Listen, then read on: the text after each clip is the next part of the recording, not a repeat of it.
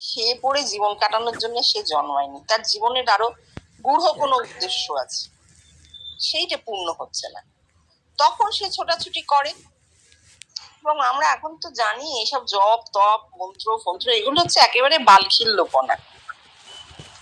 এই একটা বাচ্চাকে যদি খাতা দিয়ে আঁকা দিয়ে বসিয়ে দেয়, হ্যাঁ আঁক বসে তোর মনের মতো, সে পুকুর আঁকছে গাছ আঁকছে, মাকে ডেকে বলছে ও মা কতগুলো মাছ ছেড়ে দিই, হাঁস ছেড়ে দিই জলে সাঁতার কাটবে, মা বলছে হ্যাঁ ছেড়ে দাও, সে কতগুলো হাঁস এঁকে দিল। ঠিক আমাদেরও সাধন, নিজে নিজে সাধনা ব্যাপারটা ওই রকম। কিচ্ছু জানি না সাধনা কাকে বলে, তা জানি না আমরা। আসলে সাধনা বলে তো কিছু নেই, ওই হাত পা ছড়া। কিন্তু এইটা জানি যে আমি শুধু এই দেহ মাত্র নই। এইটা যদি প্রকৃতিতে হয়, ন্যাচারালি যদি খুলে যায় দুয়ারটা, তাহলে মানুষ অসীমে যেতে পারে, আর কোনো বিকল্প নেই। তিনি নিত্য সিদ্ধ হন না হন, জীবকোটি হন না হন, মহাপুরুষ অবতার যা খুশি তিনি হতে পারেন না হতে পারেন, দুটোর কোনো অবস্থাতেই তিনি অসীমে যেতে পারবেন না, যতক্ষণ না সেটা আপনা থেকে হবে, আপনার থেকেই খুলবে। আমাদের দেখে যাওয়া ছাড়া, আমাদের জীবন কাটিয়ে যাওয়া ছাড়া আর কিছু করার নেই। 803 শ্রীরামকৃষ্ণ বলছেন, একদিন ভাবে হালদার পুকুর দেখলুম, বেশটিতে বলছে সহস্রার, বেশটিতে জীবন কৃষ্ণ বলছেন সহস্রার। 804 শ্রীরামকৃষ্ণ বলছেন, মাখন যদি চাও তবে দুধকে দই পাততে হয়। বেশটিতে শ্রী জীবন কৃষ্ণ বলছেন যে মাখন হলো আত্মা, আত্মার দর্শন এ দেহেতে ধারণ করতে যদি চাও, দেহ মন প্রাণ চিত্ত যাতে সমতা গুণ প্রাপ্ত হয়ে স্থির হয়, তাই করতে হয়। করে তো হবে না, না কিসে হবে? এই যে উনিও বলছেন যে যদি আত্মাকে চাও তাহলে দেহ মন প্রাণ চিত্ত যেন সমতা গুণ প্রাপ্ত হয়, অর্থাৎ রক্ত যেন স্থির হয়ে যায় দেখে একদম বস্তু তত্ত্বে, তবে তা থেকে মাখন উঠবে। সেই রকম করতে হয়। সেই রকমটা কি রকম, কি করলে হবে আমরা জানি না তো, আমরা কি জানি কি করতে হবে? করবার কিছু নেই তো। এই যে এত কথার পর ঠাকুর বলছেন যে হ্যাঁ তুমি এত করো তত করো, তারপর তার কৃপা হলে তুমি তোমার পাওয়া হবে, তাহলে কৃপার জন্য আমায় অপেক্ষা করতে হচ্ছে, তো বাকিগুলো তো বেকার। তাহলে তো সেই হাওয়ার সঙ্গে যুদ্ধ করে গাত্রে হলো ব্যথা, কি দরকার গায়ে ব্যথা করে? যখন আপনার থেকেই হবে, মানে কৃপা মানে নিজে থেকে হওয়া, কৃপা মানে বিদ্যৎ নিজে থেকে হওয়া, ন্যাচারাল সলিউশন, তাই যদি হয় তাহলে আমি শুধু শুধু কি চেষ্টা করব, কেনই বা করবো? চেষ্টাটাও তো হাস্যকর।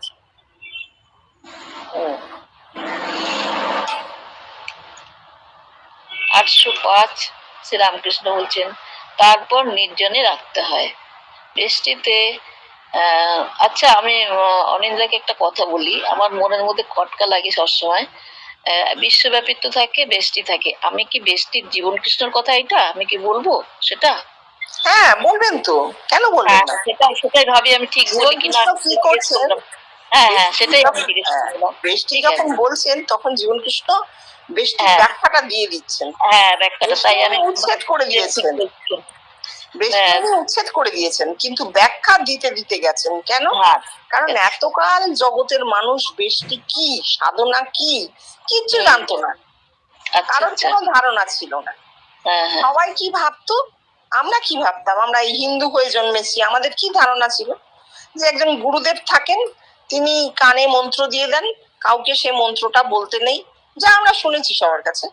সেই মন্ত্র যে যত বেশি জপ করতে পারবে তত ভালো, জপ করতে করতে তার দেহ মন শীতল হবে, এবং সেইটাই পাও না, সে যে কিছু দেখবে, তার দর্শন হবে, অনুভূতি হবে, হ্যাঁ এইসব কিছু না। এটাই আমাদের জানা ছিল।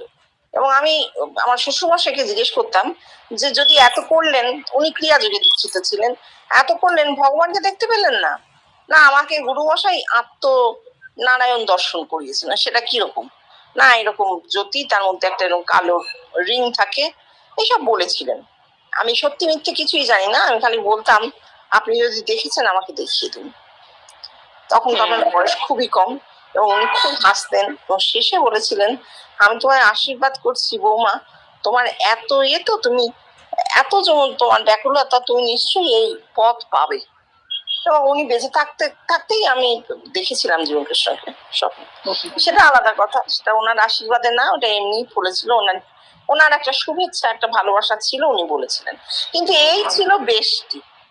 বেশটিতে কেউ জানে না শেষ কথা কি, কেউ জানে না কি হয়, জানে না, কোনো পদ্ধতি বলতে পারে না। তন্ত্র কিছু আছে, অতি গূঢ় ব্যাপার, সেসব অত্যন্ত বিটকেল ব্যাপার, সেসব সে নিয়ে তো ঠাকুর বাদই দিয়ে গেছেন।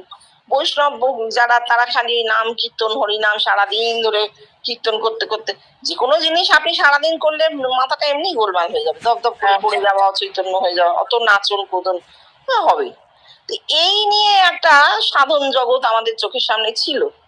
যারা যুক্তিবাদী মানুষ, তারা এইসব গুরু দীক্ষা বা এই উৎকট নাচ গান কিংবা তন্ত্র তো নয়, এইসব দিকে ঘেঁচতো না, যেত না। দরকার নেই, ভগবান মাথায় থাকুন, তিনি আছেন যেখানে, বসে থাকুন। এই জীবনকৃষ্ণ প্রথম বেষ্টিটা কি বলে দিলেন। হাজার হাজার বছর ধরে মানুষ যে চেষ্টা করেছে ভগবানকে ধরতে, সেটা কি, এবং সত্যিকারের বেষ্টি পূর্ণত্ব পেলে কি হয় সেটা উনি বললেন। বেষ্টির পূর্ণত্বতে সমষ্টির সূত্রপাত, সমষ্টির পূর্ণত্বতে বিশ্বব্যাপীত্বের সূত্রপাত, এই উনি বলে গেলেন। তাই জন্য আমাদের বেষ্টিটা জানা দরকার। হবে না? 805 শ্রীরামকৃষ্ণ বলছেন তারপর নির্জনে রাখতে হয়। বেশিতে শ্রী জীবনকৃষ্ণ বলছেন কামিনী কাঞ্চন থেকে দূরে, বহু দূরে থাকতে হয়। দেহ ও আত্মা আলাদা হবে, সন্ন্যাসী হবে। সন্ন্যাসী নারীর ছবি হেরবে না, এসব চেষ্টা করে করতে হয় না, আপনা হতে যোগাযোগ হয়। আর 24-25 বছরের মধ্যে যদি হলো তো হলো, আর তা না হলে ওটা হলো না। এটা ওনার নিজের হয়েছিল। এই যে বলতে পারছেন, একটা মানুষ বলেছেন আমাদের কাছে, কেন আমরা যদি ওনাকে দেখি, যদি গোলা লোক হয়, গোলা লোক ইন দ্য সেন্স যারা এর আগে এই কথাটা শোনেনি, মানুষকে গোলা বলা বিরাট অপরাধ, উচিতই নয়, বিশ্বব্যাপীতে দাঁড়িয়ে এ কথা আর খাটে না। কিন্তু আমি বলছি, যদি কেউ জীবনকৃষ্ণকে না জেনে থাকেন, তাহলে তার কাছে এই কথাটা যেন মনে হবে একটা অহংকারের কথা হলো, ওনার একার হয়েছে। কিন্তু তারা তো তাকে দেখেননি।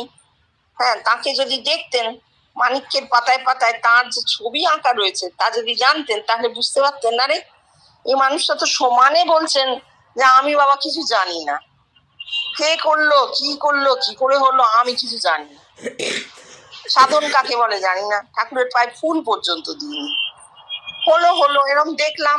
ছোট ছিলাম, 12 বছর 4 মাস বয়স, খুব মজা পেতাম, পিঠে করে কাঁধে করে একজন আমাকে সব ঘুরিয়ে ঘুরিয়ে দেখাতো। ঠাকুর যে তা জানতাম না। তারপর আবার বিবেকানন্দকে দেখেছি, তাকেও জানতাম না যে তিনি কে, খালি দেখলাম মোটা মোটা করে লেখা ফুটলো রাজ্য। তারপর এই ছোট ছোট ছোট ছোট নানা দর্শন হতে থাকতো। আর উনি মনে করতেন এ বোধহয় সবার হয়, মানুষ হলেই নাকি এইরকম দর্শন হয়। কোথার থেকে বিশ্বব্যাপীত্বের সূত্রপাত সেইটা দেখুন। ওর মনে এইটাই ধারণা ছিল যে কেউ যদি মানুষ হয়ে জন্মায়, এগুলো তার আপনা আপনি হবে, সে এগুলো দেখবে, এটা নিয়ে আবার আলোচনা করবার কি আছে। কোথাও এসব কথা তিনি বলতেনও না, কারোর সঙ্গে এই নিয়ে কোনো আলোচনাও করতেন না, কারণ এই হচ্ছে সবাইরই হয়, আমি এমন কি বিশেষ, আমি তো বিশেষ কেউ নই, এটাই তার ধারণা ছিল। তারপর যখন আত্মা সাক্ষাৎকার হলো, স্পষ্ট দেখলেন, তাকে দেখিয়ে বলে দেওয়া হলো, 2 বার করে বলা হলো। আবার ঠাকুর বললেন যে কেউ যদি জিজ্ঞেস করে, বলবি ঠাকুর আমাকে কৃপা করে ভগবান দর্শন করিয়েছেন। এইসব শোনবার পর উনি বুঝতে পারলেন যে ও আচ্ছা, এটা এরকম। তাও কিন্তু স্পষ্ট জানেন না যে পঞ্চকোষ কি, দেহের সাধন কি, কিছু জানেন না তখনও, খালি হয়ে গেছে, ঘটনাগুলো ঘটে গেছে। এই আত্মার সাক্ষাৎকারের পর 12 বছর 4 মাস ধরে আত্মার মধ্যে জগৎ ব্রহ্মজ্ঞানের ফুট কাটতে শুরু করলো। তখন ধীরে ধীরে ধীরে ধীরে তার মধ্যে এই জ্ঞানগুলো আসতে থাকলো। কথামৃত পাঠ শুরু হলো। কত বছর কথামৃত পাঠ করে গেছেন, কত বছর। আপনি ভাবুন, একটা মানুষ যখন 30 বছর বয়স, তখন থেকে কথামৃত পাঠ শুরু করেছেন, আর সেই মানুষটা 42-43 সালে যখন প্রায় 50 বছর বয়স, তখন মানে 20 বছর কথামৃত পাঠ করবার পর ঠাকুর তাকে দেখা দিয়ে বলছেন যে লিখে খাওয়াতে হবে। এই এতদিনের চর্চা, অর্থাৎ জিনিসটার ধারণাটা হয়েছে, স্পষ্ট সঠিক ধারণা হয়েছে, এইবার লেখ বেষ্টিতে। 1942-43 সালে যখন তিনি স্বপ্ন পাচ্ছেন, 47 সালে সেটা প্রকাশ পেল বই হয়ে, তখন কিন্তু শুধু বেষ্টি। 63 সালে গিয়ে বিশ্বব্যাপিত। মানে জীবনে ধৈর্য কি জিনিস সেটা আমরা ওকে দেখে টের পেয়েছি। এটা তো ওনার জীবন যেটা, সেটা আমরা যারা জেনেছি তারা জানি যে না, অহংকারের কোনো স্থান নেই। একটা মানুষের দেহে জিনিসটা প্রথম ঘটতে হবে, তারপর সেটা ছড়িয়ে পড়বে। সেই দেহটি ওনার হয়েছিল। কেন উনি সিলেক্টেড হয়েছিলেন? Natural selection. উনি বলছেন, ভাই বাবা আমি প্রকৃতি সিদ্ধ, প্রকৃতিতে হয়েছি, ন্যাচারাল সিলেকশন। সেটা তো এর কোনো কার্যকারণ হয় না, এর কোনো কার্যকারণ হয় না। তাহলে তো আপনার সেই সাধনের একটা সিস্টেমের মধ্যে আপনি পড়ে গেলেন। এর কোনো সিস্টেম নেই, হয়েছে। হ্যাঁ, তারপর 806 শ্রীরামকৃষ্ণ বলছেন, তারপর দই বসলে পরিশ্রম করে মন্থন করতে হয়। বেশিতে শ্রী জীবনকৃষ্ণ বলছেন, দই বসলে দেহ প্রাণ মন চিত্ত সব স্থির হলে মন্থন দণ্ড কুণ্ডলিনী দেহকে মন্থন করে। না, এটা কিছু বলার নেই, উনি বলছেন ঘটনাটা কি হয়েছে। আচ্ছা, 807 শ্রীরামকৃষ্ণ বলছেন, তবে মাখন তোলা হয়। বেশিতে শ্রী জীবনকৃষ্ণ বলছেন, তবে আত্মার ধারণা ও দর্শন পাওয়া যায়। 808 শ্রীরামকৃষ্ণ, এইটার বিশ্বব্যাপিত্ব আছে। এই যে বলছেন তবে মাখন তোলা হয়, ঠাকুর বলছেন। হ্যাঁ, কৃষ্ণ বেষ্টিতে ব্যাখ্যাও দিলেন যে তবে আত্মা সাক্ষাৎকার হয়, কিন্তু মাখন তুলে মুখের কাছে ধরো, ভালো ঝামেলা। মাখন তুলে মুখের কাছে ধরো, ঠাকুর বলছেন হ্যাঁ, মাখন তুলে যদি মুখের কাছে ধরা না হলো, মাখন যদি মানুষ খেতে না পেল, তবে সেই মাখন তোলার কোনো উদ্দেশ্য রইল না। এক তো মাখন তোলাই হলো না, বলা হলো মাখন তোলা হয়েছে, কারণ তোলা হলো না। তোলা যদি হতো তাহলে মানুষ তা পেত। যদি কারোর দেহে পূর্ণভাবে আত্মার সাক্ষাৎকার হয়, তাহলে বেষ্টির সেই পূর্ণত্ব বিশ্বব্যাপীতে গিয়ে পর্যবসিত হবেই হবে। সেই আত্মার সাক্ষাৎকারীর রূপ মানুষের মধ্যে ফুটে উঠবে, মানুষ দেখবে, তাকে বলবে আপনাকে আমরা দেখেছি। এবং তিনি জানবেন জগতের এই মানুষগুলো তারা তার আত্মা সাক্ষাৎকার করবে না, আত্মা সাক্ষাৎকার একটি দেহে হয়। তাহলে এদের কি হয়েছে? এরা ওই আত্মা সাক্ষাৎকারীর রূপ দেখে যে বলছে এদের ব্রহ্মত্ব হয়েছে, এরা ব্রহ্মত্ব লাভ করেছে, আর আমার কাছে এসে বলছে, অর্থাৎ আমাকে ব্রহ্মত্ব দান করছে, জগৎ আমাকে ব্রহ্মত্ব দান করছে। এই বিশ্বব্যাপিত্ব বেষ্টিতে আমার মধ্যে উত্তরণ হলো, আর বিশ্বব্যাপীতে জগৎ উত্তীর্ণ হয়ে আমাকে উত্তরণ দিল, জানালো যে তুমি ব্রহ্ম। এই হচ্ছে আত্মার সাক্ষাৎকার বা মাখন। মাখন খাওয়া, খাওয়া না হলে হলো না। 808 শ্রীরামকৃষ্ণ বলছেন যে শাস্ত্র কত পড়বে। বেশিতে শ্রী জীবনকৃষ্ণ বলছেন, শাস্ত্র পড়ে তো কিছু হয় না, ভগবান দর্শন হয় না। 809 শ্রীরামকৃষ্ণ বলছেন, শুধু বিচার করলে কি হবে। বেষ্টিতে শ্রী জীবনকৃষ্ণ বলছেন, শাস্ত্র পড়ে তর্ক করে কিছু হয় না, ভগবানের কৃপায় ভগবান দর্শন।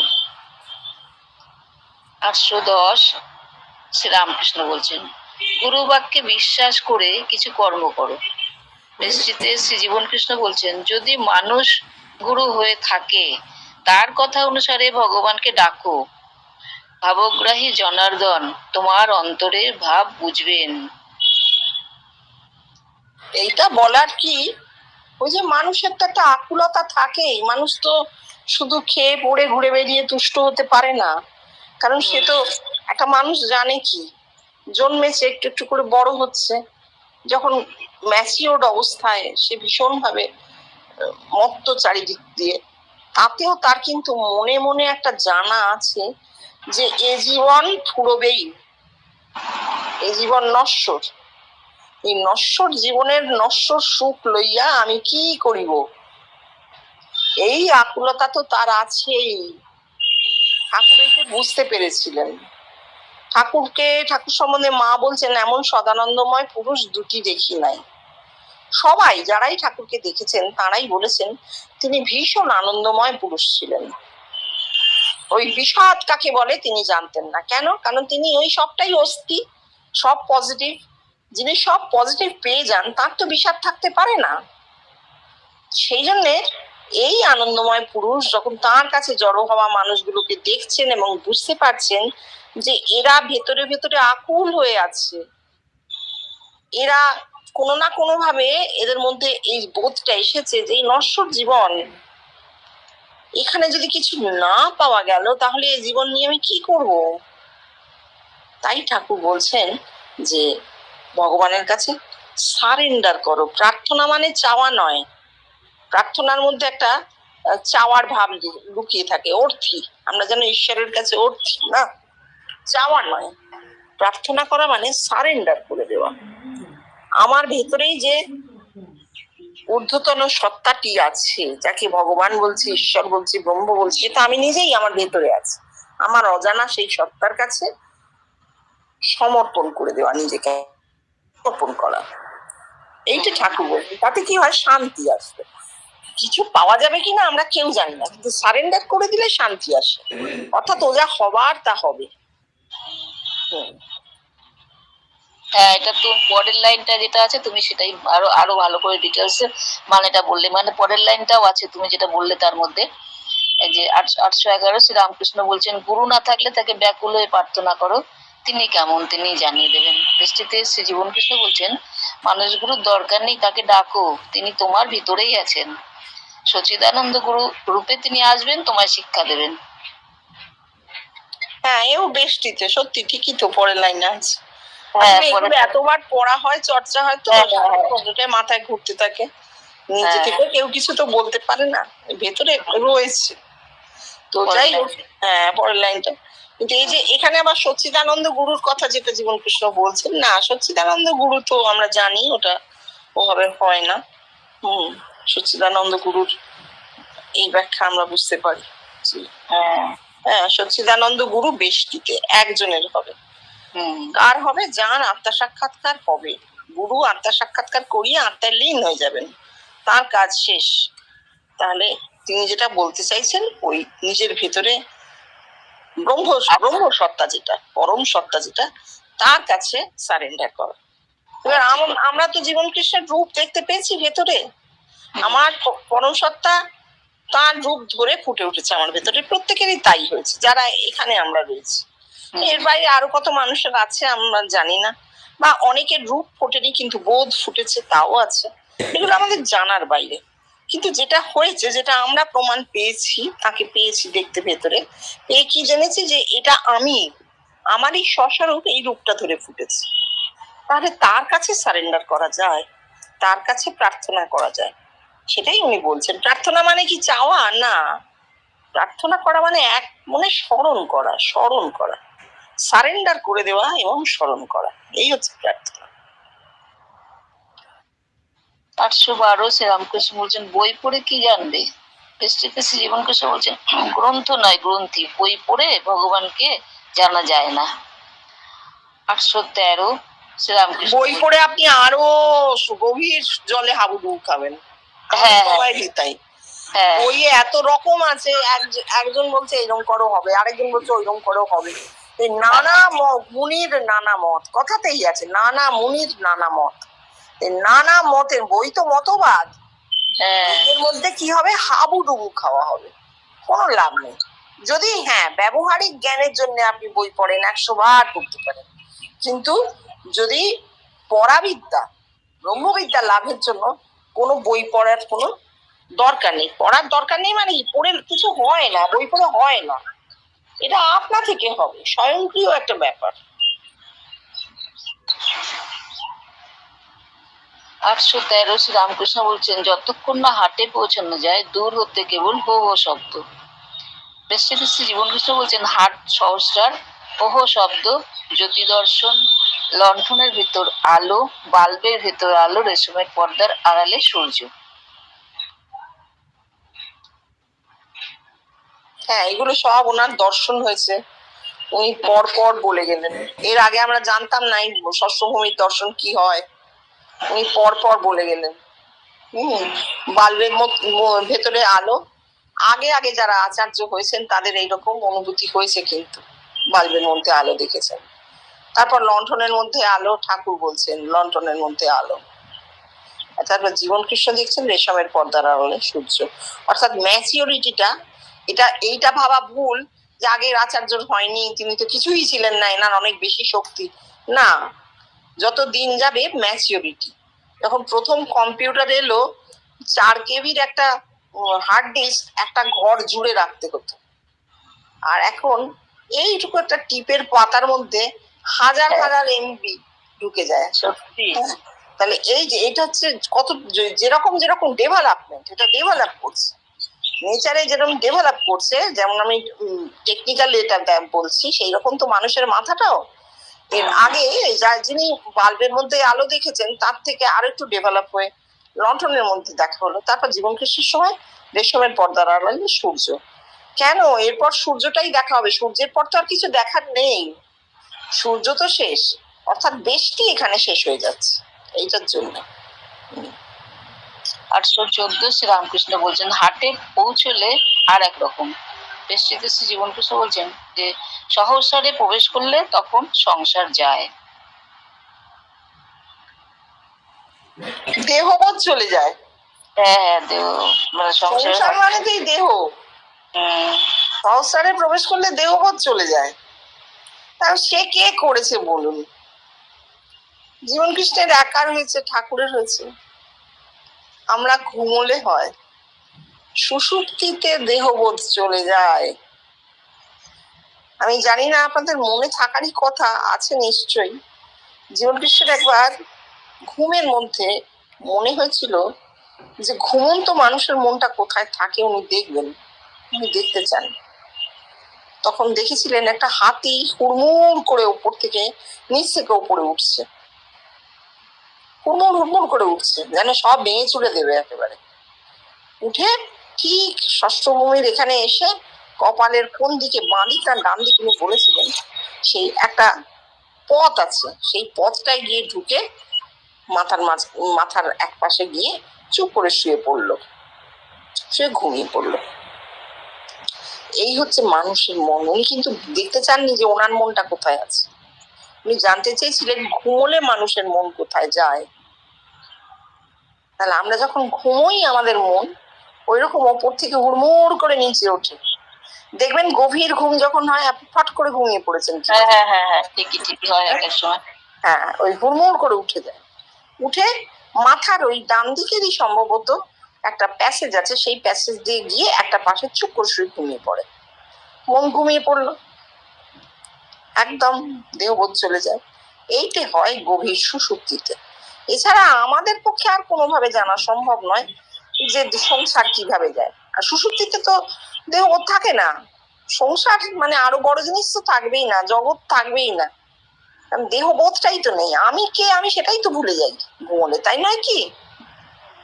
ঘুমোলে মানুষের মনেই থাকে না সে কে। গভীর ঘুমে মানুষ নিজের অস্তিত্বই ভুলে যায়, সব ভুলে যায়। এইটাই প্র্যাকটিক্যাল ডেটা যেটা আমরা নিতে পারি। সারা বিশ্ব জুড়ে ঘুমের ওপর প্রচুর কাজ হচ্ছে, সারা বিশ্ব জুড়ে ঘুমের ওপর ভীষণ কাজ হচ্ছে। ঘুমোলে কি হয়, ঘুমোলে ব্রেন কি অবস্থায় থাকে, ঘুম কেন মানুষের শরীরের অসুখ সারিয়ে দেয়, সবকিছু ঘুম নিয়ে ভীষণ কাজ হচ্ছে, চেষ্টা করছে মানুষ ধরতে। 815 শ্রীরামকৃষ্ণ বলছেন স্পষ্ট দেখতে পাবে। বেষ্টিতে শ্রী জীবন কৃষ্ণ বলছেন আত্মা সাক্ষাৎকার, বিশ্বরূপ দর্শন, অপরন্তু দর্শন। 816 শ্রীরামকৃষ্ণ বলছেন শুনতে পাবে। বেষ্টিতে শ্রী জীবন কৃষ্ণ বলছেন আকাশবাণী, ভয় নাই, আরো কত কি। 817 শ্রীরামকৃষ্ণ বলছেন সমুদ্র দূর হতে হো হো শব্দ করছে, কাছে গেলে কত জাহাজ যাচ্ছে, পাখি উঠছে, ঢেউ হচ্ছে, দেখতে পাবে। দেশটিতে শ্রী জীবন কৃষ্ণ বলছেন, সমুদ্র সচিদানন্দ সাগর, ওহ শব্দ নাদ, জাহাজ সচিদানন্দ গুরু, পাখি আত্মা, আত্মা পক্ষী, ঢেউ অবতার। রামকৃষ্ণ সচিদানন্দ সাগরের দুটি ঢেউ, এসব দেখতে পাওয়া যায় যদি কারোর পূর্ণাঙ্গ সাধন হয়। সে তো হলো। এবার বলুন, আপনাদের সবাইরই অনুভূতিতে সাগর কি দেখা হয়নি? তো সচ্চিদানন্দ সাগর বলুন, ব্রহ্ম সমুদ্র বলুন, দেখা হয়েছে। এই সমুদ্রে কেউ পাখি উঠতে দেখেছেন, কেউ জাহাজ দেখেছেন, কেউ ঢেউ দেখেছেন, সবই দেখা হয়েছে। সবই দেখা। এই সব দর্শনের অর্থ এইটার মধ্যে বলা হয়েছে যে দেখলে কি দেখা হচ্ছে।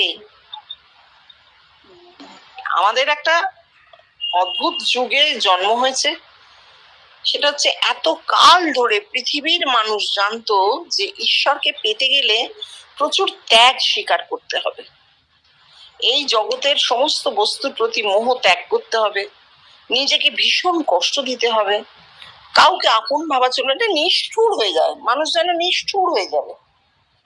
হ্যাঁ, আমরা বুদ্ধকে দেখছি, তিনি সমানে বলছেন মানুষের এই কষ্ট সেই কষ্ট, এবং যেন একটা নিষ্ঠুর অবস্থা প্রাপ্ত হচ্ছেন। নিজের প্রতি তো তার নিষ্ঠুরতার সত্যি সীমা ছিল না। কি হতো তিনি যদি নিজের কপিটবস্তিতে থেকেই যদি ঈশ্বরীয় কথা ভাবতেন, আলোচনা করতেন, কোনো তো ক্ষতি ছিল না। কিন্তু তিনি নিজের প্রতি ভীষণ নিষ্ঠুর হলেন। যিনি নিজের প্রতি নিষ্ঠুর, তিনি জগতের প্রতিও নিষ্ঠুর, নিয়মই তাই। এটা জগৎ আর আমি তো অভিন্ন না, আমি আমার প্রতি নিষ্ঠুর হলে আমি জগতের প্রতিও নিষ্ঠুর, এটাই মানে দাঁড়ায়। এতকাল ধরে ধর্মজগতের গতি ছিল এইরকম যে আমাদেরকে নিষ্ঠুর হতে হবে নিজের প্রতি, নিজের কিচ্ছু থাকবে না, কোনো ভালো লাগা কিছু থাকবে না, জগতের প্রতি এতটুকু মোহ থাকবে না, সব ত্যাগ করতে হবে, তবে ভগবান আমাকে কৃপা করবেন। এই জিনিসটা প্রথম ঠাকুর অল্পে ঘোরালেন, অল্প করে ঘোরালেন। ওই যে ক্যাপ্টেনকে বলছিলেন যে তুমি এই একবার বলছো এরকম, আবার আরেক রকম কেন বলছো, কেন বলছো ওদের কেন মেলানি দি, এই যে বারবার বলছেন, অর্থাৎ তাকে ঠক্কর দিয়ে বোঝাচ্ছেন যে তুমি জপ তপ করে একটা মহাপুরুষ হয়েছে মনে করছো, তা কিন্তু সত্যি নয়, তুমি তোমার থেকেও এরা বেশি ভালো, কারণ এদের মনে কোনো কি বলে ওটাকে আকর্ষণ নেই, জাগতিক বস্তুর প্রতি আকর্ষণ কম, এদের মনটা এরকম ভাবে তৈরি, বালকের মতন মন, এরকম বোঝাতে চেষ্টা করছে। আর জীবন কৃষ্ণ আসার পর কি হলো, পুরো মোড়টা ঘুরে গেল, জগতের মোড়টা ঘুরে গেল। অর্থাৎ এতদিন জগতের মানুষ যে মনে করে এসেছে যে তাকে অনেক কিছু করতে হবে তবে যদি ভগবানের এতটুকু আস্বাদন পাওয়া যায়, তিনি এসে পুরো মোড়টা ঘুরিয়ে দিয়ে বললেন, বাবা তোমাকে কিছু করতে হবে না, যা করবার ভগবানই করবেন। আপনি বলুন না, দ্বৈতবাদেও যদি হয়, শক্তিটা আমার বেশি না ভগবানের বেশি? সেই তো। তাহলে যদি করবার কিছু হয় তাহলে তিনি করবেন। হ্যাঁ, তিনি করবেন। একটা দরজা আমি ঠেলে খুলতে পারছি না, আমার চেয়ে শক্তিশালী লোক যদি আশেপাশে থাকে, খুব একবারে সলিড চেহারা, আমি কি করব, তাকে ডাকবো, বাবা আমি দরজাটা খুলতে পারছি না, একটু খুলে দেবে গো, তাই তো? এই হ্যাঁ, জীবন কৃষ্ণ বললেন তোমাকে কিছুই করতে হবে না, তুমি ক্ষুদ্র, তোমার এতটুকু বিন্দু, তুমি তুমি কি করবে, সাগর যিনি তিনি করবেন, তুমি বসো, তুমি বসো, তোমার এমনি হবে যা হবার। এ তো কেউ বলেনি এর আগে। 818 শ্রীরামকৃষ্ণ বলছেন, তাকে দর্শনের পর বই শাস্ত্র সায়েন্স সব খড়কুটো বোধ হয়। দৃষ্টিতে শ্রী জীবন কৃষ্ণ বলছেন, এই সমস্ত মিথ্যা হয়ে যায়। ঠাকুরের ম আর রা, ম মানে ঈশ্বর আর রা মানে জগৎ। আগে ঈশ্বর তারপর জগৎ, আগে আত্মার সাক্ষাৎকার তারপর আত্মার মধ্যে বিশ্ব সংসার। ইউরোপের ও সাধারণ মানুষের দার্শনিক পণ্ডিতের বৈজ্ঞানিকদের চেষ্টা চলেছে জগৎ ভেদ করে, জগতের বাইরে ভগবান, তাকে ধরবে।